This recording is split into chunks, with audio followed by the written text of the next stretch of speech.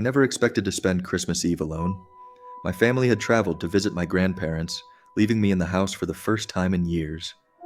I thought I'd enjoy the silence, maybe catch up on some reading, or binge a few shows I'd been meaning to watch.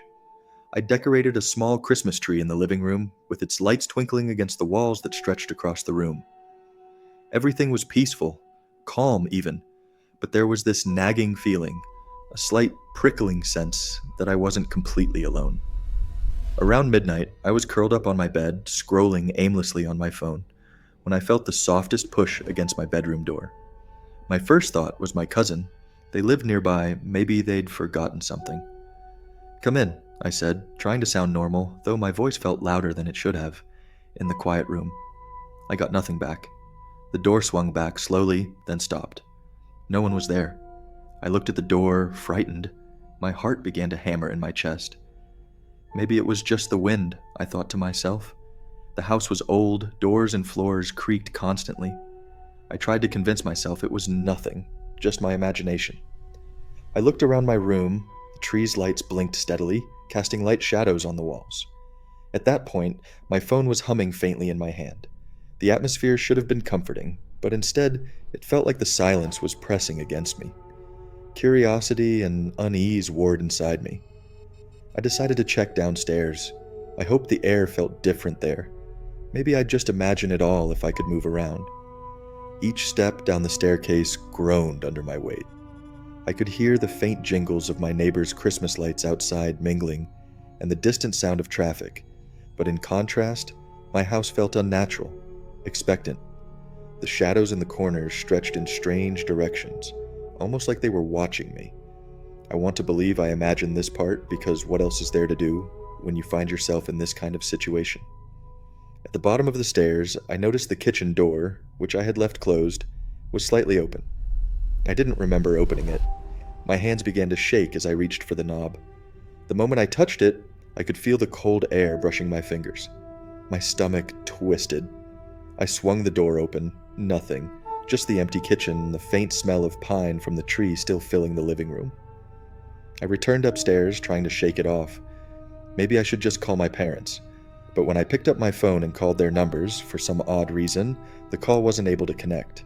I sat on my bed, wrapping myself in the blanket. I told myself this was all my imagination. My eyes kept drifting toward the door, and I kept remembering the push of the door, trying to find some reasonable explanation for it. Not too long after, I heard it again, the tiny push of the door. With my heart now out of my chest, I shouted, "Who's there?" Yet again, I got no response. Nothing. I tiptoed toward the door, hand trembling as I reached for the knob. Slowly, it creaked open, and then it closed on its own, silently this time, leaving me just frozen in place. I didn't want to admit it, but maybe someone, or something, was in the house with me. I hugged my knees, eyes pointing toward the door every few seconds. I was almost going crazy. Then, from upstairs, I heard something fall to the ground. At least, that's what it sounded like. Now that I think about it, it sounded more like footsteps. It wasn't creaking like old floorboards' footsteps. It was just random steps pacing back and forth. With my parents gone, my cousin not visiting, no one else had a key. I grabbed a flashlight from my bedside table, trembling. I walked into the hallway, shining the light into every corner. Tears formed in the corners of my eyes. It was too quiet. I felt exposed and alone in the house. I stepped into the hallway. The light from the living room spilled onto the floor, outlining the shape of the door I'd just seen move. My hands shook, but I tried to convince myself it was the draft. A loose hinge, anything normal. But then I noticed something I hadn't before.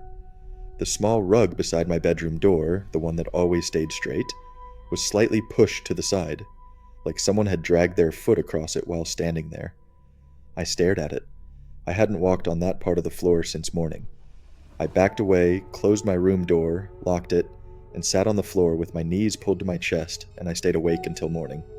Morning made everything feel a little silly and normal. My neighbor came by to drop some delivery and casually said, "Someone was standing at your door around midnight. I thought it was your cousin." I laughed it off, but inside it just confirmed my thoughts. Someone was in fact standing there, someone my neighbor saw. That night, I did something stupid. I wanted to prove to myself that nothing was wrong. I stayed awake again. I turned off the lights, sat on my bed, and faced the door. Midnight passed, but around 2 a.m. or thereabout, I heard something lightly struggling with the door latch, almost checking if it was locked. I sat still, barely breathing. It was struggling with the front door.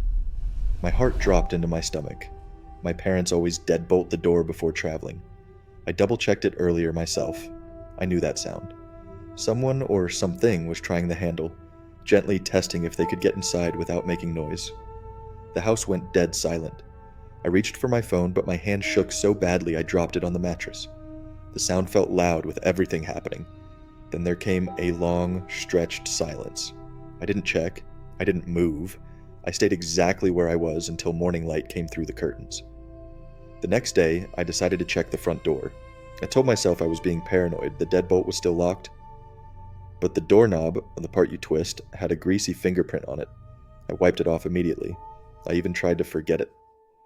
2 nights later, something else happened.